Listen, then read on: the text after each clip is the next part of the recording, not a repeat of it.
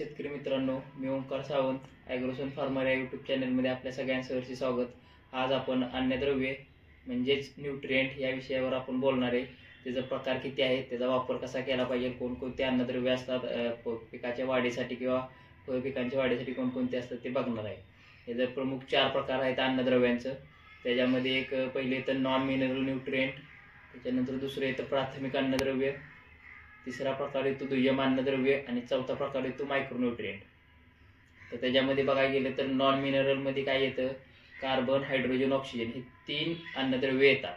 आता हे 3 अन्नद्रव्ये भेटतात कुठून, तर कार्बन, हायड्रोजन, ऑक्सिजन हे एकतर पाण्यातून भेटत असतात झाडाला आणि दुसरी गोष्ट म्हणजे हवेतून भेटत असतात. जसं की आपण H2O म्हणलं, H2O म्हणजे झालं हायड्रोजन, ऑक्सिजन ते पाण्यातून मिळणार आणि कार्बन डायऑक्साईड CO2 ते आपलं हवेतून मिळणार पिकांना. याची देण्याची गरज नसते आणि हे पिकाच्या वाढीसाठी खूप महत्त्वाचे असतात आणि हे आपल्याला पाण्यातून आणि हवेतून मिळत असतात. ह्याच्या पुढचा प्रकार आहे प्राथमिक अन्नद्रव्य, त्याला आपण प्रायमरी न्यूट्रिएंट्स म्हणतो. प्राथमिक अन्नद्रव्यामध्ये काय येतं तर NPK, नायट्रोजन, फॉस्फरस, पोटॅश, त्यालाच आपण नत्रस्फुरद पालाश म्हणतो. आता नत्रस्फुरद पालाश हे झाडाच्या वाढीसाठी अत्यंत महत्त्वाचे 3 अन्नद्रव्य आहेत. याच्याशिवाय झाडाची वाढ होऊ शकत नाही.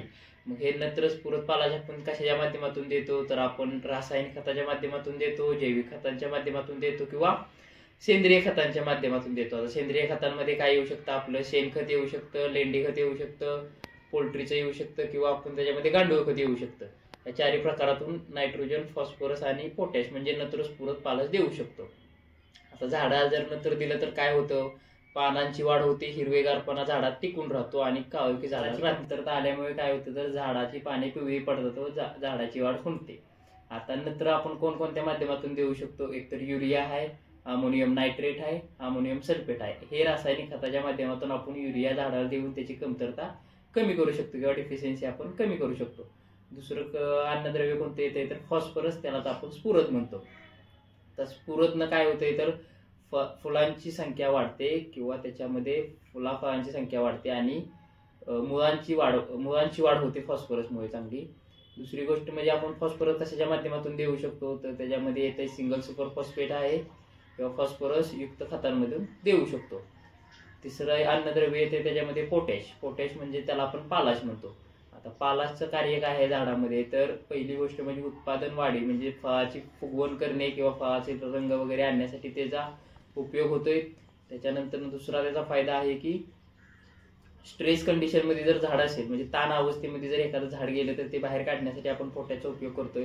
पोटॅश आपण कोणत्या माध्यमातून झाडाला देऊ शकतोय, तर त्याच्यामध्ये MOP आहे, muriate of potash, SOP, sulphate. Secondary nutrient त्यालाच आपण मराठीमध्ये दुय्यम अन्नद्रव्य म्हणतो. हे कोणकोणते आहेत तर कॅल्शियम, मॅग्नेशियम आणि सल्फर हे 3 दुय्यम अन्नद्रव्य आहेत. आता कॅल्शियममुळे झाडामध्ये काय होतं तर पेशींची वाढ होते आणि झाडामध्ये दुसरी गोष्ट म्हणजे रोग प्रतिकार शक्ती वाढते. कॅल्शियमची जर डिफिशियन्सी आली तर झाड आपल्या रोगाला बळी पडतं. त्याच्यामुळे कॅल्शियम देणं हे फार गरजेचं आहे. त्याच्यानंतर नाही तर मॅग्नेशियम काय करतंय तुमचं तर मॅग्नेशियम प्रकाश संश्लेषणची क्रिया वाढवते आणि झाडामध्ये हिरवेपणा ठेवते. त्याच्यानंतर सल्फर येतं. सल्फर हे अन्नद्रव्य काय करतं तर आपटेक, जेवढी जी खतं टाकतो आपण त्याचा आपटेक झाडाला करून देतं. हे सल्फरचं काम आहे. दुसरी गोष्ट म्हणजे वापसा कंडिशन जमिनीमध्ये ठेवणे हे काम आहे आणि तिसरी गोष्ट म्हणजे आपल्या प्रकाश संश्लेषण क्रियेला चालना देतं, हे सल्फरचं काम आहे. म्हणजे हे प्रायमरी न्यूट्रिएंट झाली, NPK झालं, मॅग्नेशियम, कॅल्शियम, सल्फर हे दुय्यम अन्नद्रव्य झाले. याच्यानंतर येतं कोणतं तर मायक्रोन्यूट्रिएंट येतात. मग मायक्रोन्यूट्रिएंट मध्ये काय येतंय आपलं ferrous, zinc, manganese, molybdenum, copper, nickel, silicon, boron हे मायक्रोन्यूट्रिएंट मध्ये येतात. आता याचं काम काय, हे झाडाला खूप कमी प्रमाणात लागतात पण याच्याशिवाय झाडाचं वाढ असेल किंवा उत्पादन असेल याची वाढ पूर्ण झाडाची होऊ शकत नाही.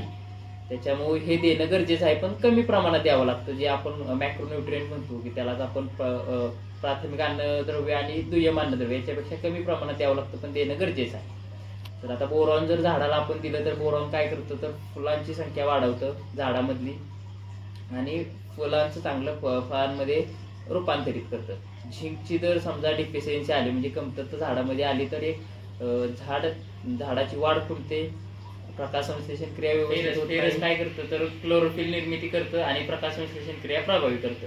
त्याच्यानंतर येतं मॅंगनीज काय करतं नायट्रोजन फिक्सेशन, त्यालाच आपण नत्राचं फिक्सेशन आपण म्हणतो ते करतं, म्हणजे स्थिरीकरण करतं, नत्र स्थिरीकरण करण्याचं मॅग्नेशियम काम करतं. हे जे आपण बघितले हे 17 अन्नद्रव्य आहेत ते पिकाच्या वाढीसाठी महत्त्वाचे आहेत.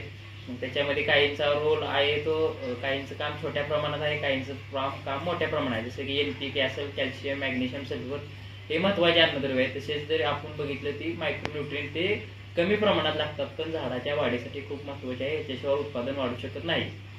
मग हे द्यायचे कशाच्या बेसिसवरती आपल्या जमिनीला द्यायचे किंवा झाडाला द्यायचे, तर याच्यासाठी आपल्याला माती परीक्षण करणं गरजेचं आहे. त्याच्या आधी माती परीक्षण केल्यानंतर आपल्याला काय समजतं, आपल्या जमिनीचा सामू, त्याला pH म्हणतो, EC समजतो, आणि दुसरी गोष्ट म्हणजे ऑर्गॅनिक कार्बन, आपल्या जमिनीचा सेंद्रिय कर्ब किती आहे हा समजल्यानंतर, आणि कॅल्शियम कार्बोनेट आपण त्याला चुना म्हणतो, मुक्त चुना म्हणतो, तर हे समजतं. आणि याच्यानुसार आपण मग एक माती परीक्षण केल्यानंतर रिपोर्ट आल्यानंतर आपण हे न्यूट्रिएंट म्हणजे अन्नद्रव्य आपण पिकाला देऊ शकतो, आणि त्याच्यानुसार शेड्यूल करून आपल्या पिकाचे उत्पादन वाढवू शकतो. त्याचप्रमाणे जमिनीची सुपीकता वाढवू शकतो, आणि जे फिक्सेशन होण्याचं प्रमाण आहे, जे आपण अन्नद्रव्य टाकून जे जमीन फिक्स होती किंवा खाली जाऊन फिक्स होते जमिनीमध्ये, ते फिक्सेशन कमी होईल.